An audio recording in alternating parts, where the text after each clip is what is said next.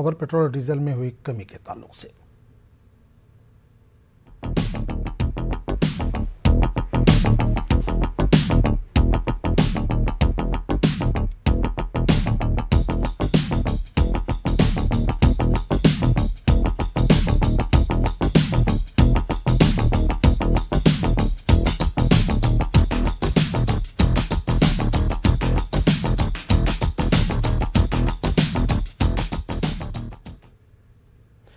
दिवाली से कबल मोदी हुकूमत ने पेट्रोल डीजल को लेकर बड़ा ऐलान किया। मरकजी हुकूमत ने पेट्रोल और डीजल पर एक्साइज ड्यूटी घटाने का ऐलान किया। फी लीटर पेट्रोल पर 5 रुपये एक्साइज ड्यूटी कम की गई, जबकि डीजल पर 10 रुपये एक्साइज ड्यूटी कम की गई है। हुकूमत के इस फैसले का इतलाक आज यानी 4 नवंबर से होगा। इस ऐलान से आवाम को यकीनी तौर पर राहत मिलने की उम्मीद है।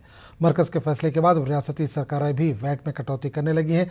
चुनावी रियासत उत्तर प्रदेश और गोवा के साथ साथ बिहार, गुजरात, त्रिपुरा, मणिपुर, बिहार और कर्नाटक, आसाम, सिक्किम, छत्तीसगढ़ की हुकूमतों ने राहत का ऐलान किया है। यूपी और गोवा में सबसे ज़्यादा कटौती की गई, जबकि बिहार में सबसे कम। योगी हुकूमत ने पेट्रोल और डीजल पर वैट 12 रुपये फी लीटर कम करने का ऐलान किया है। देखो, राहत की बात करेंगे तो बिल्कुल राहत तो देखो लोगों को मिलेगी, पर हम डीलरों को कोई राहत नहीं मिल पाएगी। दिक्कत हो रहा था, कोई कमाई वगैरह नहीं हो रहा था, घर की परिस्थिति बहुत बिगड़ गई थी, जो हम लोग को खाने के लिए भी राहत नहीं मिलता। पहले कांग्रेस सरकार थी, इतना तो दाम नहीं बढ़ा था।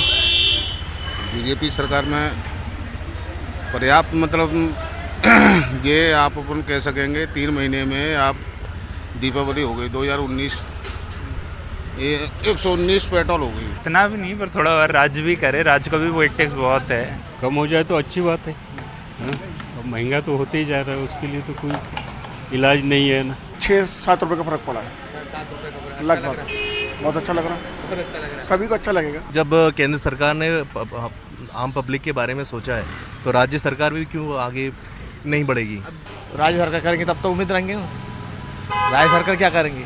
राज्य सरकार तो अपने खुद पेट भरती है। हम लोग के लिए 6 रुपये का ही राहत बहुत बड़ी राहत है। वी एक्सपेक्ट कि और कम होगा स्लोली, बट हाँ, ये एक अच्छा कदम है सरकार की तरफ से। पेट्रोल महंगा होने से तो हम लोग को इतना तबाही है कि सोचना पड़ रहा है कि कैसे 1 लीटर तेल लें। कमी मतलब जो थोड़ी कमी है, ये देश का मतलब जो है अभी हालत ख़राब है, इससे कुछ फर्क नहीं पड़ता है। अब स्थिति खराब ही है। ज़रूर भाई, क्योंकि महंगाई का टाइम है, त्यौहार भी है, काम धंधा है नहीं, पर सरकार ने इतना किया तो चला अच्छा लग रहा। काफ़ी फर्क पड़ सकता है। ट्रांसपोर्टेशन में फ़र्क पड़ेगा, आने जाने में फ़र्क पड़ेगा, किराए में फ़र्क पड़ेगा, बहुत फ़र्क पड़ेगा। फ़र्क क्या पड़ेगा, इतने महंगाई करके उसका थोड़ा सा कम कर दिया है। पेट्रोल डीजल पर मरकज़ के जरिए एक्साइज ड्यूटी में कमी किए जाने पर एनसीपी लीडर नवाब मलिक ने रद्दमल जाहिर किया। इन्होंने कहा कि ज़िमनी इंतखाबात में मिली हार की वजह से एक्साइज ड्यूटी में कमी की गई है।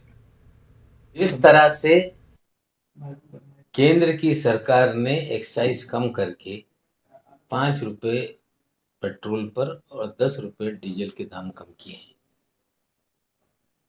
ये पूरी तरह से जो लूट का खेल चालू था, भारतीय जनता पार्टी डर के मारे इन्होंने ये लूट बंद की है।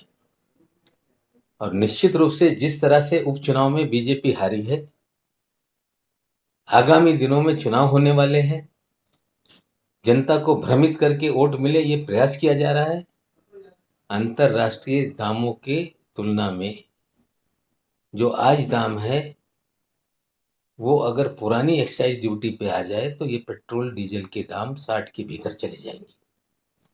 हमें लगता है कि जनता का जो आंदोलन शुरू हुआ है, बीजेपी हराओ दाम घटाओ, अगर ये आंदोलन लगातार चलता रहा तो निश्चित रूप से देश में जनता की लूट कम होगी।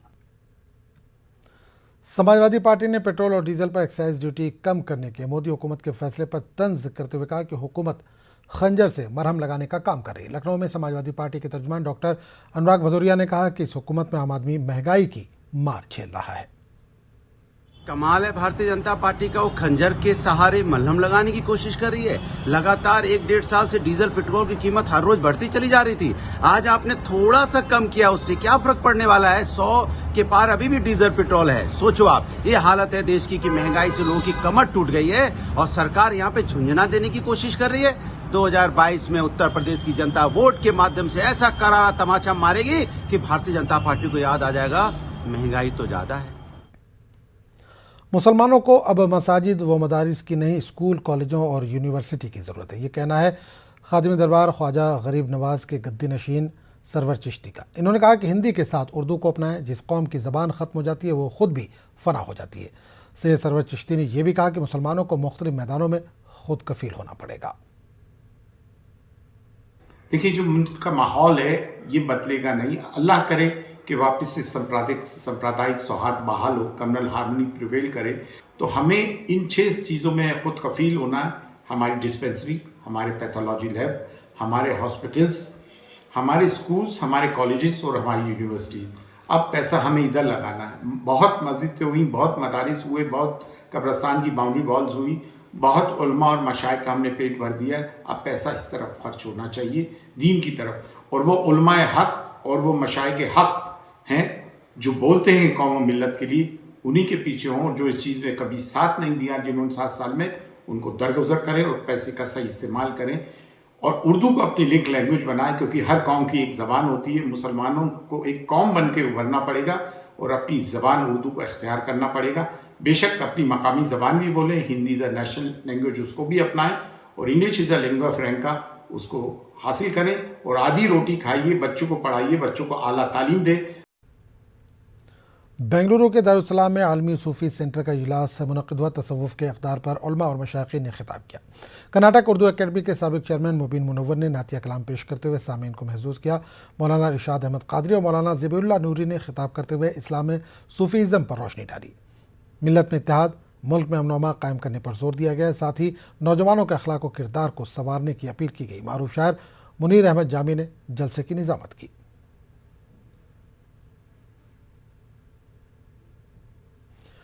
कर्नाटक के टुमकुर शहर में पेश आए फ़िरक़ावाराना कशीदगी के मामले पर तशवीश का इजहार किया जा रहा है। बेंगलुरु में नौरंग कांग्रेस पार्टी के तहत मीटिंग हुई।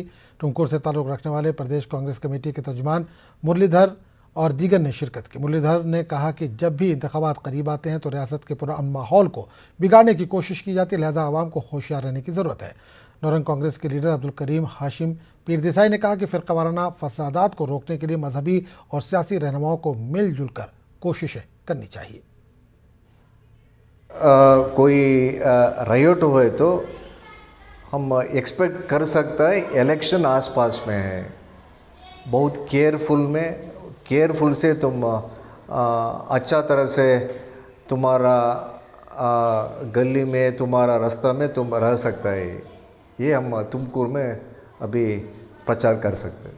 ये छोटा गलाटा, 2 लड़कों बाइक व्हीलिंग करता था उस समय, वही एक कारण लेकर वो तुमकुर बंद किया, तुमकुर जिला बंद किया, प्रोसेशन किया।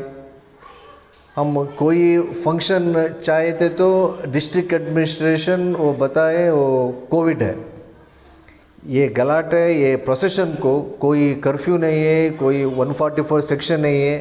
तुमकुर का मसला जो है अमीर शरीयत साहब और हमारे मुरलीधर हालप्पा साहब और तुमकुर के जो जामिया मस्जिद के पेश इमाम हैं, हमारे जामिया मस्जिद के पेश इमाम पूरे मिलकर बैठकर एक मसला हल कर सकते हैं, जिसकी वजह से मसला हल होता है। यहाँ मसला हल ये लोग आए करने के बजाय इसके साथ साथ इसमें बीजेपी भी साथ देना, कांग्रेस भी साथ देना, जेडीएस भी साथ देना। कौमी रहबरान मसले हल करते गए, सियासतदाना मसला क्रिएट करते गए तो हल होने वाली बात नहीं है। तो ये मैं कहना चाहता हूँ। इसके बाद हमारे मुरलीधर हालप्पा साहब क्या कहते हैं वो सुनिए, उनके मुँह से वो बात करेंगे।